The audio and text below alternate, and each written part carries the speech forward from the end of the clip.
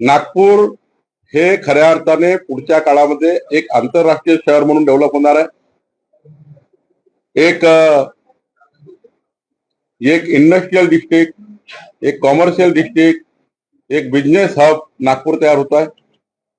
नागपूरला आम्ही इंडस्ट्रियल कॉरिडॉरही करतोय.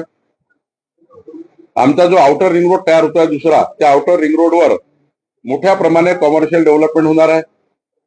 आणि ज्या पद्धतीने मुंबईमध्ये बीकेसी झालं त्या पद्धतीने नागपूरमध्ये नवीन नागपूर हे लाळगाव हिंगण्यामध्ये येत आहे.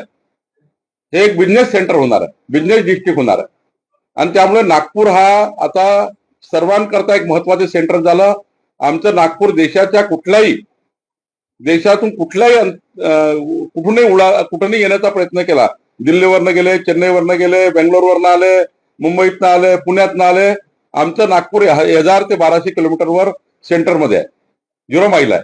आणि इथे जमिनीबद्दल चांगली अवेलेबिलिटी आहे, मॅनपॉवर आमच्याकडे अवेलेबल आहे, हाय स्किल मॅनपॉवर अवेलेबल आहे.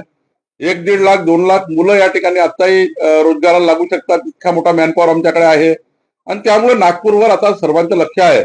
आणि सर्वात महत्वाचं, माननीय देवेंद्रजी, माननीय नितीनजी, आम्ही सर्व लोक, जे काही विकासक, जे काही बिझनेसमॅन, जे काही लोक इन्व्हेस्टमेंट या ठिकाणी करण्याचा प्रयत्न करतायत, त्यांना कुठलाही त्रास होत नाही.